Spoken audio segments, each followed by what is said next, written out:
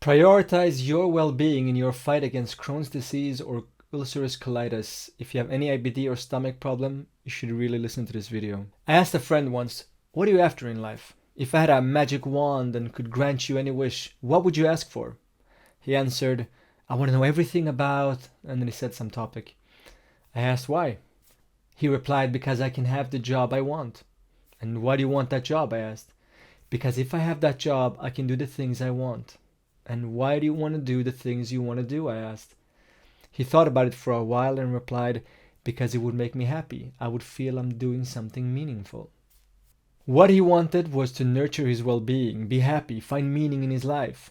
But that's not what he asked for. He asked for something that could possibly, down the line, maybe enhance his well-being. In my opinion, everyone should prioritize their well-being. That comes first. Once that is taken care of and you're on the right path, once you're in harmony, enjoying life, enjoying being you, when your health is where it should be, everything else will follow. Don't sacrifice your well-being for an abstract idea. I'm not saying you shouldn't go for dreams and go after the things you want in life. I'm saying that your primary purpose in life, your goal and number one priority should be your well-being and health. Prioritizing to be healthy, in a good mental place, feel good, find harmony, be relaxed. This is perhaps my number one piece of advice before all the dietary changes I want you to do. I want you to really tune in with your body, align your desires, and wholeheartedly set your goals to being healthy. And trust me, no matter what you want to achieve in life, it will help being healthy. One of the most renowned health experts today, Peter Attia, agrees with me. Listen to what he says in this podcast with Andrew Haberman. And then, of course, the emotional piece, which, depending on who you are, might be the single most important piece, without which none of this other stuff matters, right? If you're a totally miserable human being, your relationships suck. I don't think any of this other stuff matters. And certainly there's nothing that I'm looking at in biomarkers that's giving me great insight into that. The emotional piece might be the single most important piece without which none of this other stuff matter. If you're a totally miserable human being, your relationship sucks, I don't think any of the other stuff matters. Here's the wise Naval Ravikant speaking on the same subject. So this is what I meant, that happiness is a choice. If you believe it's a choice, then you can start working on it. And I can't tell you how to find it because it's your own conditionings that are making you unhappy. So you have to uncondition yourself. It's just like I can't fix your eating habits for you. I can give you some general guidelines, but you got to go through the hard habit forming of how to eat right. But you have to believe it's possible. And it is absolutely possible. I was miserable. I'm happy as a clam. And it's not just the money. I got there before the money. You got happy before the money? Mostly, yeah. How did you get happy before the money? I started getting older. I just realized life is short. I'm going to die. That's, again, trite, right? Trite. In many ways. Yeah. Well, Confucius had a great saying that, every man has two lives. And the second starts when he realizes he has just one. Wow. And I read that. And it was one of those book dropping lines. It's like mic drop. Confucius had a lot of mic drops. Confucius was a bad motherfucker. He was. That's a crazy one. That was a great one. Or another one is next time you get sick, because everybody gets sick every now and then. It's like a happy person wants 10,000 things. A sick person just wants one thing, right? So it's your unlimited desires that are clouding your peace, your happiness. Have desires. You're a biological creature that stands up and says, I can do something. I move, I resist, I live. But just be very careful of your desires. This is the oldest, most trite wisdom. Desire is suffering. That's what it means, right? Every desire you have is an access where you will suffer. So just don't focus on more than one desire at a time. The universe is rigged in such a way that if you just want one thing and you focus on that, you'll get it. But everything else, you got to let go. Did you make a gradual shift to happiness, or was it a radical change? It's ongoing. It's gradual. Every day gets better. So you're happier today than you were a month ago? Yeah. Allegedly. Yeah.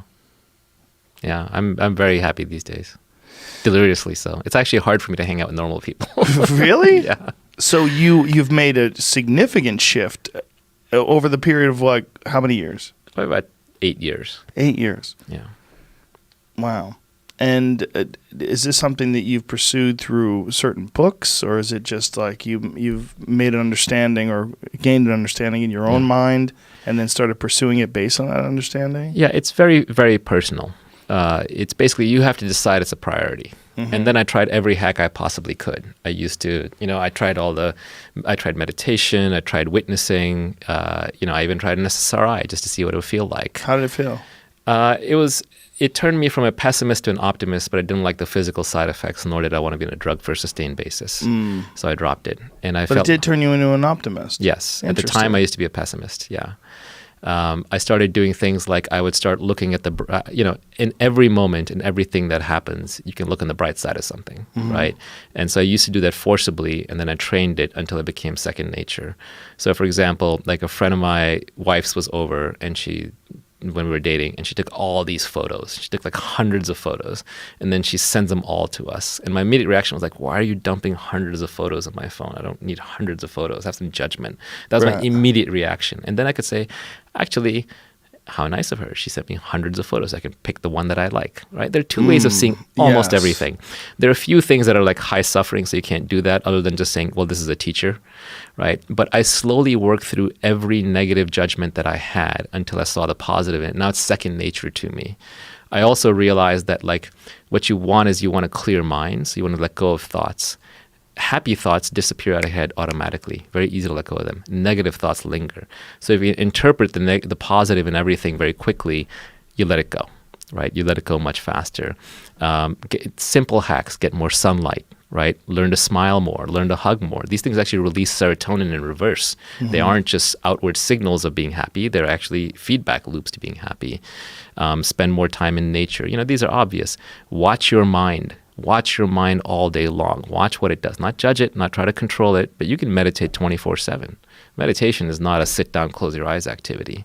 Meditation is just basically watching your own thoughts like you would watch anything else in the outside world and say, why am I having that thought? Does that serve me anymore? Is that conditioning from when I was 10 years old? When we're sick, ill, or hurting, we only have one wish: to get better. And yet, even if that's our wish, we still don't prioritize our well-being, or at least we don't act like it. Taking care of our mental and physical health should be our number one priority, the highest aim, biggest concern. But most of us are more concerned about other things.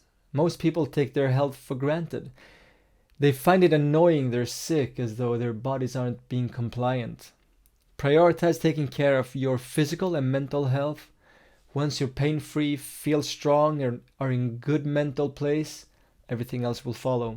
If you want to know more about my health advice, more specifically on how to lower inflammation, visit livewithcrohns.com. I'll share the link to the website below. If you like this video and want me to create more content like this, please like, share, or subscribe. It really helps me out a lot. And until next time, stay healthy and take care.